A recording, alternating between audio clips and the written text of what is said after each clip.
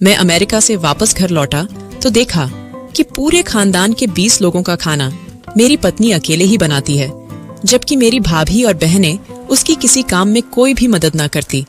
सब मिलकर टेबल पर बैठकर खाना खाते और वो बेचारी दूर बैठकर उनके मुंह तकती रहती। घर का रवैया देखकर मैं बहुत परेशान हो गया। मैं समझ गया था कि मेरी पत्नी इतनी चुप क्यों रहने लगी। एक दिन घर में मेहमान आए हुए थे तो मैंने सबके सामने ही अपनी पत्नी के साथ जो किया उसे देखकर सभी के होश उड़ गए, क्योंकि मुझे आज भी वो दिन याद है जब मैं अपनी शादी के 3 साल बाद हिंदुस्तान वापस आया था। घर का हर शख्स एयरपोर्ट पर मौजूद था, जिसमें मेरी 2 साल की बेटी प्रिया भी थी। मेरी आंखें पूजा को ढूंढ रही थीं, लेकिन उसको वहां ना पाकर मैं थोड़ा बेचैन सा हो गया। घर वालों से मिलकर प्रिया को गोद में लिया तो वह जोर जोर से रोने लगी। प्रमोद, लाओ, इसे मुझे दे दो। दीदी की आवाज आई तो फौरन ही मैंने पूजा का पूछ लिया, दीदी, पूजा क्यों नहीं आई मुझे लेने, और फिर इतनी छोटी सी बच्ची को भी भेज दिया। प्रमोद, तुम परेशान मत हो, वो घर पर तुम्हारे लिए खाना बना रही है। वह कौन सा रोज रोज काम करती है। आज सब लोग तुमसे मिलने आए हैं तो इसलिए वो खाना बना रही है। मैं दीदी की बात सुनकर खामोश हो गया। एयरपोर्ट से घर तक लगभग 1 घंटे का सफर था। मैं पूरा रास्ता प्रिया से खेलता रहा। अब वह मुझे देखकर हंस रही थी। सब कुछ अच्छा सा लग रहा था, लेकिन दिल उदास था।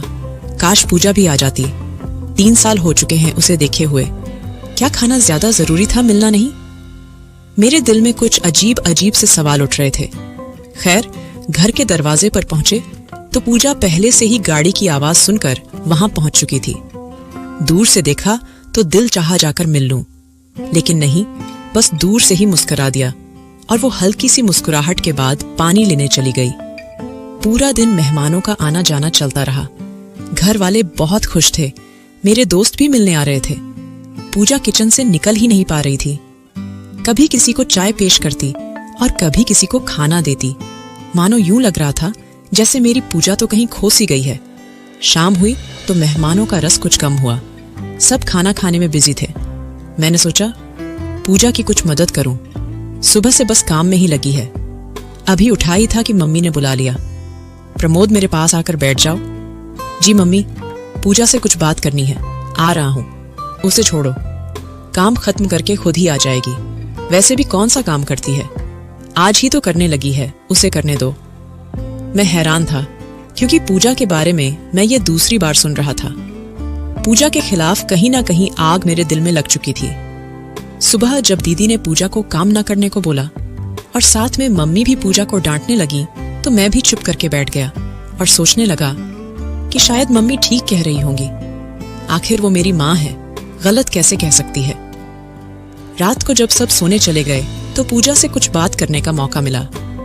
पूजा, तुम इतनी चुप क्यों रहती हो? तुम तो बहुत बोला करती थी, याद है ना?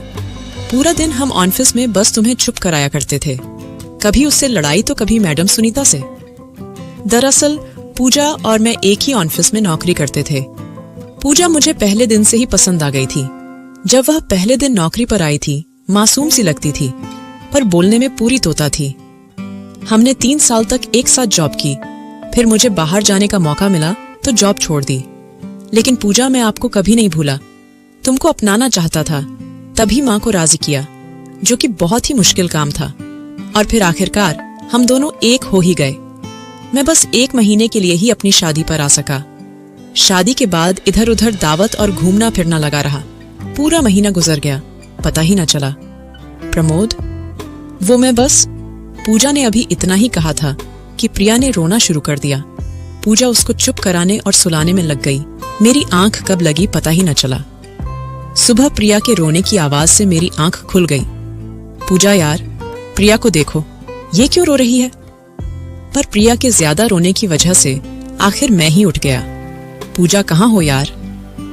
यह कहते हुए मैं प्रिया को लेकर कमरे से बाहर आया तो फिर से पूजा को किचन में ही पाया। चने कम पड़ गए हैं, पूजा, चने और लाना है। मम्मी की आवाज मेरे कानों में पड़ी तो कुछ देर रुक सा गया। सब लोग खाने की मेज पर थे, शिवाय पूजा की मम्मी ने मुझे देखा तो बुला लिया। आ जाओ बेटा, नाश्ता तैयार है, देखो तुम्हारे सब बहन भाई मौजूद हैं। मैं बोला, मम्मी, पूजा कहाँ है? प्रिया को भूख लगी है। तभी दीदी बोली, लाओ प्रिया को मुझे दो, तुम फ्रेश हो जाओ, इसे मैं देखती हूँ। आज फिर पूजा किचन में अकेली और पूरा खानदान, जिसमें कम से कम 20 लोग तो होंगे, पूजा खाना बनाने में बिजी थी। मम्मी तो कह रही थी कि पूजा कोई काम ही नहीं करती, बस कल ही किया था, तो फिर यह क्या था। मैंने कहा, पूजा अपना और मेरा खाना बाहर ले आओ। शायद मेरी बात किसी को भी अच्छी नहीं लगी थी, पर कुछ ऐसा भी था जो मुझे भी अच्छा नहीं लग रहा था। सुबह से दोपहर, दोपहर से शाम तक पूजा का बस एक ही काम था कि वो हर किसी की ख्वाहिश पूरी करने में लगी रहती। मैं समझ चुका था कि पूजा इतनी चुप क्यों रहने लगी है। मेरे घर में आ जाने के बाद पूजा के चेहरे पर फिर से कुछ बदलाव आना शुरू हुआ था। शायद मेरे जाने के बाद सब उस पर हावी हो जाएंगे, तभी वह थोड़ा सहम चुकी थी। वक्त गुजरता रहा, अब वो काम छोड़ भी दिया करती थी या मुझसे कह देती, और मैं खुशी से उसकी मदद करने को उठ जाता। आज मम्मी की आवाज आई कि पूजा नाश्ता बना दो। नेहा आई है। नेहा मेरी दीदी का नाम था, जिनकी शादी हमारे घर के करीब ही बाबा के दोस्त के लड़के से हुई थी। दीदी तकरीबन रोज ही हमारे घर आ जाया करती थी। पूजा की कमर में बहुत दर्द था। मेरे मना करने के बावजूद भी वो किचन में गई और नाश्ता तैयार करने लगी। क्योंकि प्रिया अभी सो रही थी, इसलिए मैं दीदी से बातें करने में मशरूफ हो गया। दीदी हम सब बहन भाइयों से बहुत प्यार करती थी और हम सब उनको बहुत पसंद करते थे। प्रमोद प्लीज खाना लगवा ले मेरे साथ में। हाँ ठीक है। मैं सर हिलाकर उठ खड़ा हुआ और पूजा की मदद करने लगा। यह बात किसी को भी अच्छी नहीं लगी। जब नाश्ते से फारिग हो गए और पूजा भी प्रिया को लेकर कमरे में चली गई, तब दीदी और मैं एक दूसरे से बातें करने में मशरूफ हो गए। प्रमोद, तुम जानते हो मैं तुम लोगों से बहुत प्यार करती हूँ। कभी ऐसा नहीं चाहती कि तुम लोग खुश ना रहो, लेकिन मेरी कुछ नसीहतों पर अमल करोगे तो सुखी रहोगे। आगे तुम्हारी मर्जी है, मैं तुम पर जबरदस्ती तो नहीं कर सकती। जी दीदी, आप बोले। आपको मालूम है कि हम सब बहन भाई आपकी और मम्मी की बात को जरूर अहमियत देते हैं। प्रमोद, तुम अपनी बीवी की मदद जरूर किया करो, लेकिन इस हद तक जब तक कि तुम्हें कोई ना देखे अच्छा सा नहीं लगता। तुम बर्तन उठा रहे हो और औरतों वाले काम कर रहे हो। जो आदत तुम आज उसकी डालोगे, कल वही रहेगी जो उसके काम है। उसको करने दिया करो, आखिरकार वो आहिस्ता आहिस्ता कर ही लेगी। लेकिन अगर आदत बन गई तो फिर तुम्हें हमेशा ही उसकी मदद करनी पड़ेगी। दीदी की बात मेरे दिल को लगी। दिन गुजरते रहे, पूजा मुसलसल काम में लगी रहती। कभी मेरा दिल चाहता तो बस प्रिया के लिए दूध बना देता, उससे ज्यादा कुछ नहीं। मम्मी नहीं चाहती थी कि मैं वापस दूसरे मुल्क जाऊं, बस फिर वहीं रह गया, क्योंकि मैं एक मेकअप की कंपनी में जॉब करता था। मैंने इसी काम को घर पर ही शुरू कर दिया था, जिससे मैं घर बैठे ही कंप्यूटर से ऑनलाइन मेकअप सेल करके बहुत अच्छा कमा लेता था। वक्त गुजरता गया, सब कुछ नॉर्मल था। मैंने कभी गौर ही नहीं किया कि पूजा क्या करती रहती है। जब मेरे 3 बच्चे हुए तो गुजारा थोड़ा मुश्किल हो गया। मेरी दोनों बेटियां तो स्कूल जाया करती थीं, लेकिन बेटा अभी छोटा था। तभी मैंने और पूजा ने एक फैसला किया कि हम बच्चों को बेहतर शिक्षा देने के लिए शहर शिफ्ट हो जाते हैं। वहां पूजा नौकरी कर लेगी और मैं घर बैठे अपनी चीजों को सेल कर लूंगा। दीदी से मशवरा किया तो उन्होंने भी उसकी हामी भर ली कि ठीक है, बस मम्मी को मत भूल जाना। मेरी तो ख्वाहिश थी कि मम्मी को साथ ले जाऊं, लेकिन मम्मी अपनों को छोड़कर जाने के लिए तैयार ना थी। वह बड़े भाई के साथ रहने लगी।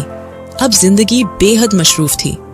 मैं पूरा दिन शाम तक ऑर्डर ही लेता रहता और उनको उनके पते पर भिजवा देता। पूजा जॉब में बिजी थी और बच्चे पढ़ाई में। एक दिन पूजा जॉब से आई तो शायद कुछ ज्यादा ही थक गई थी। आते ही सो गई और हम सब भूखे ही रह गए। पूजा थोड़ा बीमार रहने लगी थी। अब जब वो जॉब से वापस आती तो पहले की तरह चुस्त और ठीक महसूस न होती।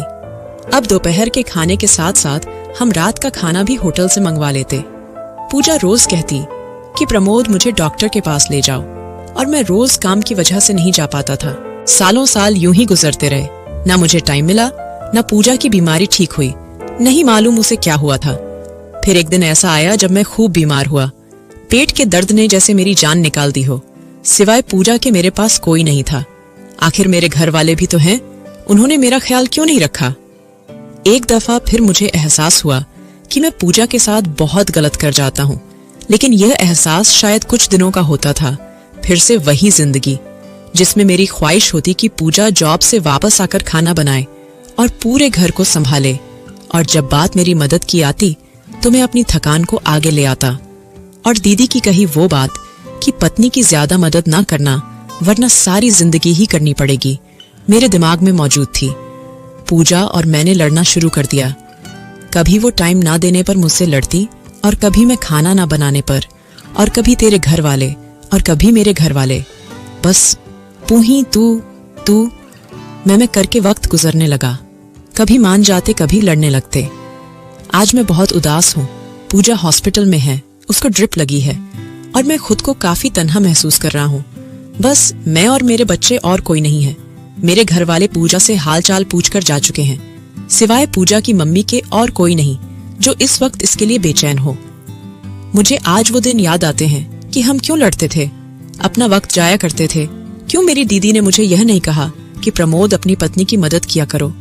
क्यों मैं पूजा को हर दफा गलत कह देता था, और बस मुझे यही लगता था कि ये बस काम से भागने के चक्कर में रहती है।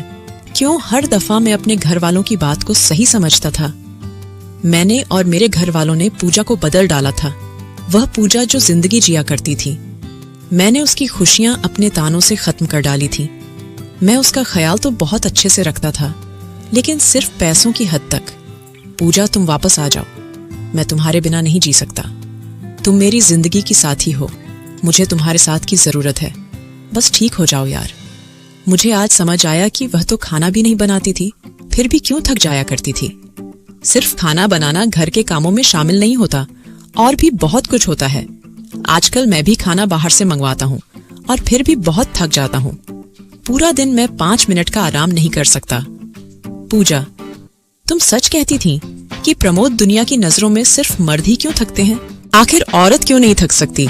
उसको इजाजत क्यों नहीं होती कि वह अपनी थकान को बयान कर सके? मैं अपने भाइयों से यह जरूर कहना चाहूंगा कि जो गलती मैंने की है, आप लोग कभी मत करना। अपनी पत्नियों के लिए टाइम निकालो, उनके भी नखरे उठाओ, क्योंकि ये सबको पसंद करती है। और अगर तुम चाहते हो कि तुम्हारी पत्नी जवान और हसीन रहे, तो उसकी तारीफ किया करो। जो मर्द ज्यादा गुस्सा करते हैं, उनकी पत्नियां जल्दी बीमार और बूढ़ी होना शुरू हो जाती हैं। और एक बहुत अहम बात, हमारे घर वाले जितना हमसे प्यार करते हैं, उतना हमारी पत्नी से नहीं कर सकते।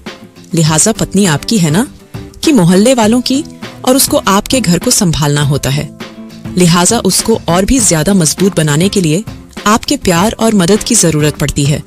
अपनी बीवियों की उनके काम में मदद किया करो, ताकि अगर वह थके भी तो आपका साथ उसका सहारा बन जाए, और आपका घर हमेशा स्वर्ग बना रहे। दोस्तों, इस कहानी के बारे में आपका क्या कहना है? हमें कमेंट करके जरूर बताएं। कहानी अच्छी लगी तो वीडियो को लाइक करें, और इसी तरह की कहानियां लगातार सुनने के लिए हमारे चैनल को अभी सब्सक्राइब करें। धन्यवाद।